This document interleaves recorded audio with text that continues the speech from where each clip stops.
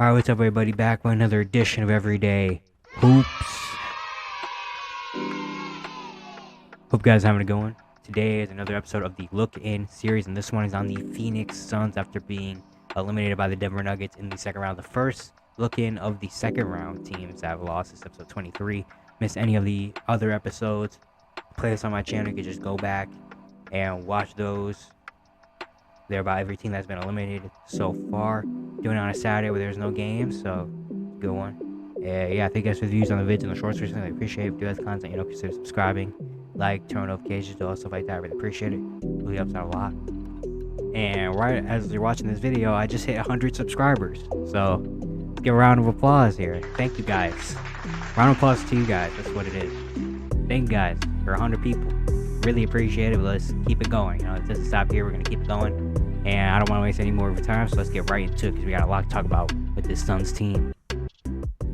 So the Phoenix Suns this season, they finished 45-37. A little bit of a roller coaster type of year. Last year, very embarrassing. They lost to Luka Doncic and the Mavericks in the second round in 7 games. They got embarrassed on their home court.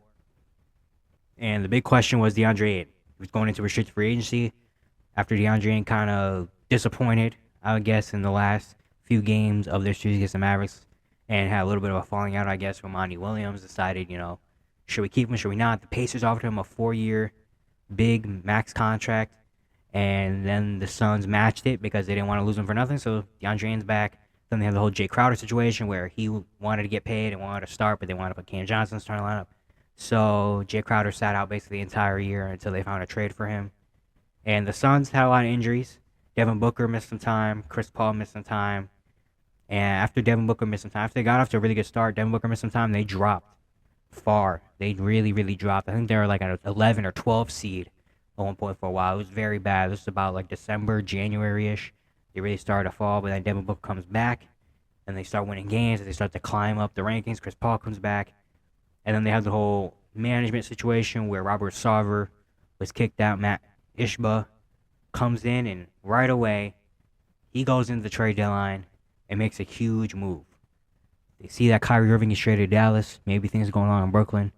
And all of a sudden, the Phoenix Suns trade for Kevin Durant. They give up Mikal Bridges. They give up Cam Johnson. 2 kind of core pieces of this team that led them to a championship. They do those two things. And they also traded a 2023, 2025, 27, 2029 draft picks and a 2028 swap to the Nets. They get back Kevin Durant. They also get back TJ Warren, former Sun, coming back. And now it's a huge move. Made this huge move, and it's like, all right. KD was also injured at this time. It's like, all right, this is the move right here to take us to the next level. Big move. Kevin Durant comes back. They play really good. But then Kevin Durant gets hurt during pregame as he slipped on the court and was out for a while. Comes back at the end of the regular season. Kevin Durant only plays 8 games for the Suns in the regular season, but they go 8-0 and finish as a number 4 seed in the Western Conference, gets to the playoffs. First round, they go against the undermanned Clippers without Kawhi Leonard for the last 2 games of the series and without Paul George. Beat them in 5, but it took Devin Booker to have historic playoff numbers to beat the Clippers because the Suns bench was doing anything. Coming to the second round series against Denver, they lose the first 2 games. Win the next 2 games because Devin Booker and Kevin Durant put on insane performances, and Landry Shamet had a big game 4. But then they lose in game 5. And then they get embarrassed again on their home court in Game 6, down by 30 at halftime for the second straight year in an elimination game, and they lose by 25. And now big questions with this Suns team. Big questions about what their future is going to be. Let's get into the individual players first. Devin Booker, another amazing year. He did only play 53 games, didn't make the All-Star team, didn't make All-NBA either because of injuries. But he had another great year. He averaged just under 28 points per game with 4.5 rebounds, 5.5 assists, and a steal. Shot 49% from the field, 35% from 3, 85% from the free throw line. In the playoffs, he was just a different monster, man. The playoffs, he arguably was like the best player in the playoffs this season. It was insane. In this playoff run, in 11 games, he averaged 33.7 points per game with 4 rebounds, 7 assists, and a steal, while shooting 58% from the field, 50% from 3, and 86% from the free throw line. It was taking just under 22 shots per game. 22 shots a game, shooting 58% from the field is nuts. Also averaging 33 points per game. He had a couple 40 pieces in there. He was phenomenal. except for the last game, Game 6 against Denver, he had 12 points or 13 points, whatever. But he was literally just unstoppable. And he literally was the reason the Suns were still in the playoffs and were still getting this far because the bench is very, very disappointing. Of course, probably no talks about getting rid of Devin Booker. He is there for Phoenix. He's their guy. He performed super, super well throughout the entirety of the playoffs. It was very tough that they couldn't really don't really help him out. And then Kevin Durant coming to this team in 8 regular season games, he averaged 26, 6 and 3 with a block. He shot 57% of the field, 53% from 3. And then the playoffs, he averaged 29, 8 and 5.5 assists with over a block. Shot 47% of the field, 33% from 3. Has some off games. Definitely has some games where the Nuggets and Clippers are kind of holding him to slow starts, but eventually they got it going. But Devin Booker and KD are kind of the two main staples of this team. Those are the two aren't going anywhere.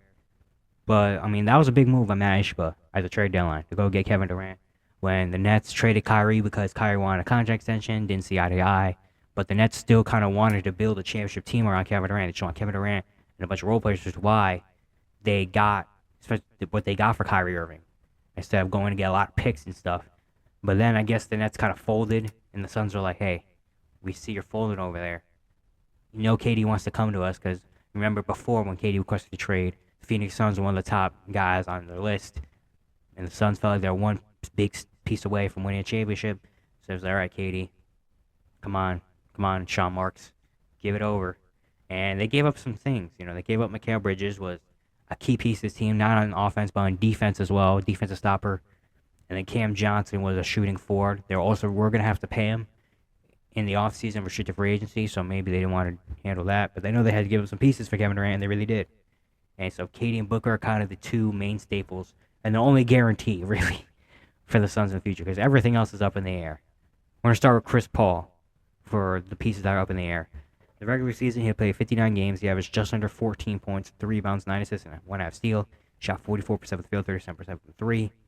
Decent regular season. Chris Paul, he's 38 years old now, so you're not expecting him to go put up 20 and 10 like he used to do. Definitely showed his age, though. A lot of games where he just wasn't really shooting the ball. The efficiency was not great. Then we get to the playoffs, and he gets injured again. In Game 3 in Denver. Oh, no, Game 2 in Denver. My bad, Game 2 in Denver. Where he goes up to kind of stop KCP from getting a rebound or something and pulls his groin, misses the rest of the season. Another playoffs where Chris Paul gets injured and can't play for his team. And now there are reports out from ESPN's Sig McMahon that the Suns are going to be looking to trade Chris Paul, and that is very likely he will not be a Sun next season. I mean, it makes sense. Chris Paul was kind of the guy they got a few years ago to kind of take it to the next level. When in the bubble, they went 8-0 and saw that things were looking right. They knew Chris Paul was with the Thunder at that time. They knew Chris Paul wasn't a long-term option there, so they went out and made the trade for Chris Paul. And immediately, as soon as he came in, they got to the NBA Finals. Chris Paul was kind of the reason the Suns are at this point where they are now is because of Chris Paul. And they paid him a huge amount of money last year after that Finals run. And now it looks like that marriage might be coming to an end. The Suns, the last 2 years, have lost in the second round 2 times. Chris Paul has been injured some of those times. And the money is just a lot. So Chris Paul's contract is like this. Last year was the first year of his new contract, 2022.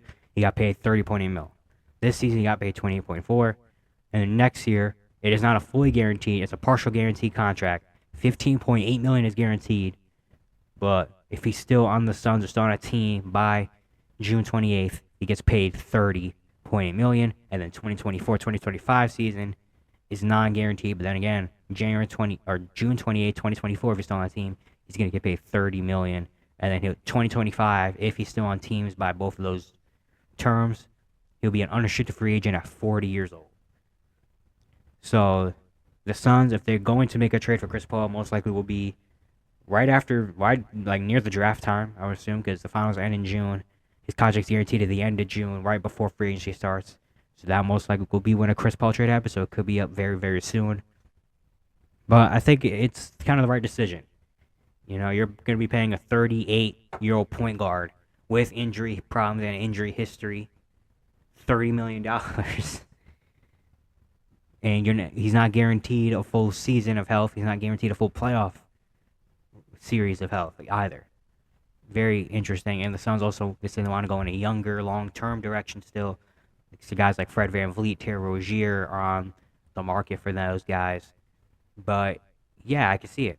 I mean, I will not. I'll be very surprised if Chris Paul's probably still signed by next season, and it sucks because Chris Paul's the reason why they are at this point. But you got to do what you got to do. And I think Chris Paul, it's time. But the guy I really, really want to talk about is DeAndre, because he's honestly one of the most disappointing players in the league right now for me. During the regular season, the numbers are solid. He averaged 18 points, 10 rebounds, and assists. Shot 59% from the field, 76% the free throw line. Those are good, solid numbers. He is getting paid a lot of money. The 2021 run was insane. That's when people started to be like, hey, DeAndre could potentially be a top 5 center in the NBA. I mean, that playoff run was amazing. And then last year, he had a good start. Didn't finish well. Some attitude problems, I would think, with Monty Williams. But then the Suns are kind of forced into giving him a lot of money because the Pacers offered him money and they didn't want to just let him go just for nothing. So they thought maybe come in, maybe he'll either get better or we could trade him eventually down the road at some point. But DeAndre in the playoffs was just, it wasn't it. It really wasn't. In both rounds. The Clippers, he had some moments here and there. That closeout game 5, I think he had a good game. But it was just very, you could tell when you couldn't tell if he was on the court or not. Like, there were some moments where I literally, during this playoff run, where I legitimately forgot didn't know DeAndre Ayton was on the court. And I was like, oh, shoot, DeAndre Ayton. Like, he just, and especially in the Denver series, where there's a lot of things. In the first game of the series, there was a clip of him where Jokic and Kevin Durant and Devin Booker were battling Jokic for a rebound. He was just standing there, out of bounds, not doing anything. And then in the game 4, he had a terrible game. Monty Williams didn't close with him. They chose Jock Lando because Jock Lando was giving him energy. They eventually win the game, but DeAndre Ayton moping at the end of the bench. You know, Chris Paul is trying to dab him up. He just shakes him off. Then he leaves, doesn't do an exit interview. And it just, from then on, it just kind of went on. Game 5, he started good, but it was okay. And then he doesn't play in Game 6 because of a rib contusion. And at that point, I already knew. I was like, yeah, he played his last game as a Sun. And reports are from McMahon that the Suns are going to be pursuing a trade for DeAndre Ayton, which I think is the best for both sides, because when you could watch on the court and watch the body language and stuff, it's time. DeAndre Ayton doesn't want to be there. The Suns don't want DeAndre Ayton there. It's kind of obvious when you see it, and I think it's just time for him to have a new team, a new role, maybe to give him some more life. Because right now it doesn't look like he has a lot of life and energy in there. It's just kind of out there doing whatever. He doesn't have no enthusiasm.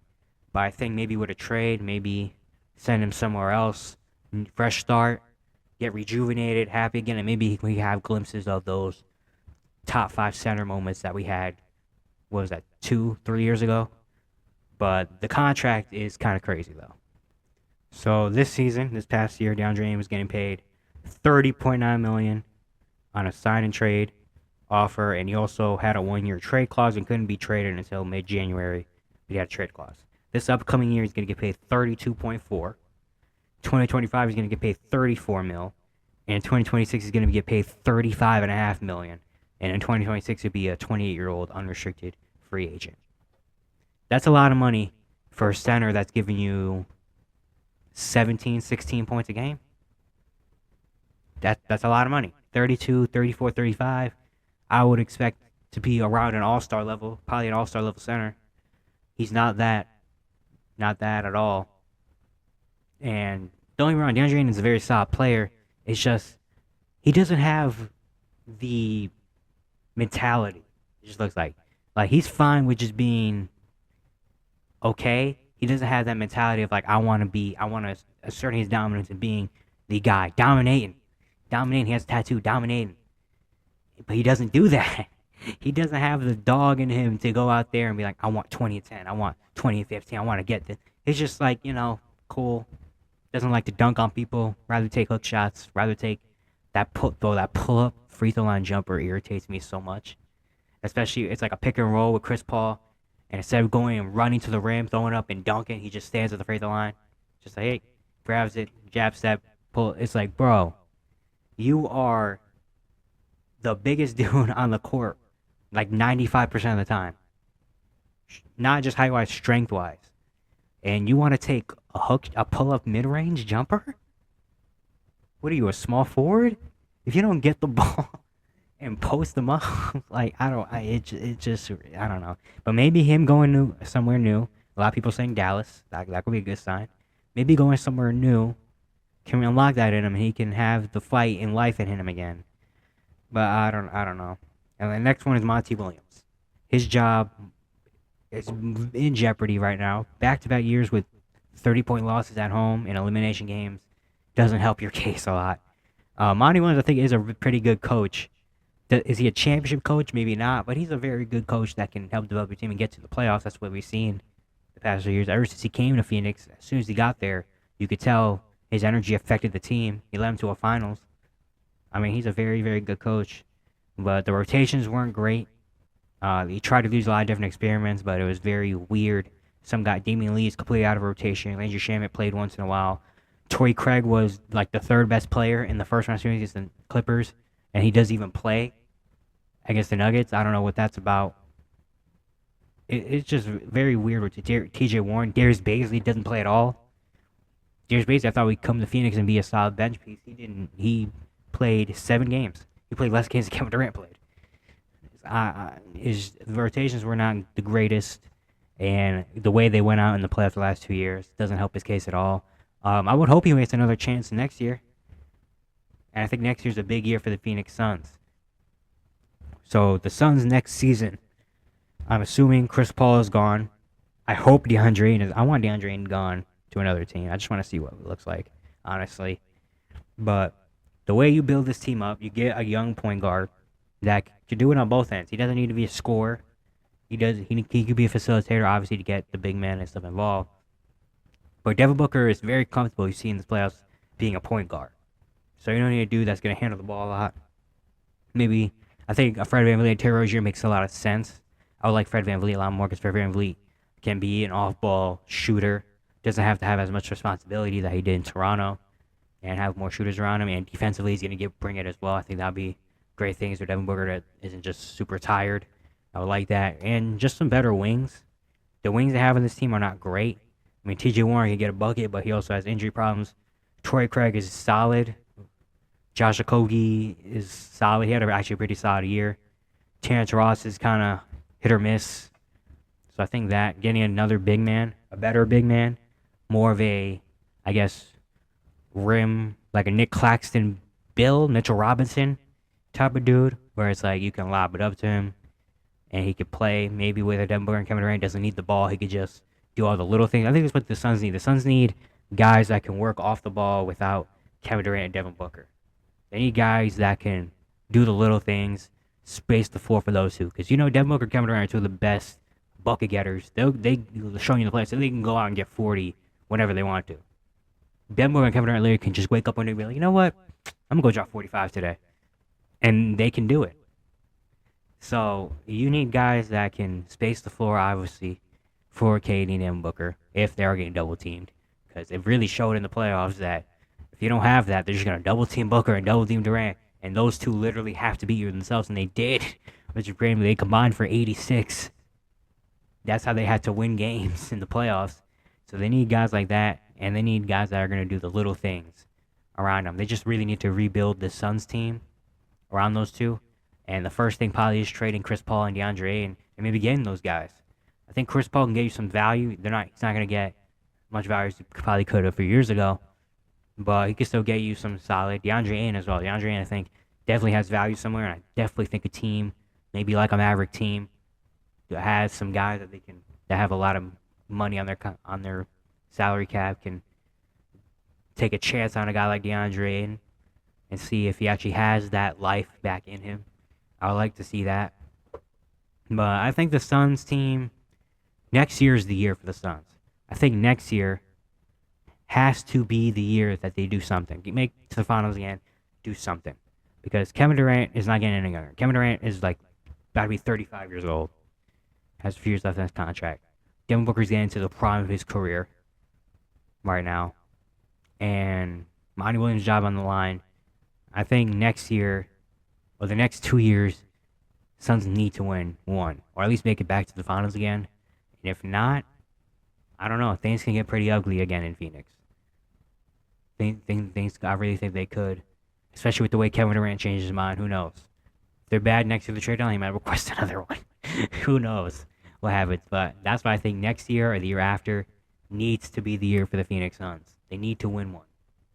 They've been too good for the last 2 or 3 years that they got to get back to the finals at least. Another second round exit, and things could be a lot different in Phoenix. That's what personally I think, at least. Yeah, that's it for today. Hope you guys enjoyed this game. If you enjoyed the content, consider subscribing, like, turn on notifications, stuff like that. Really appreciate it. We helps out a lot. And yeah, I'll see you guys tomorrow.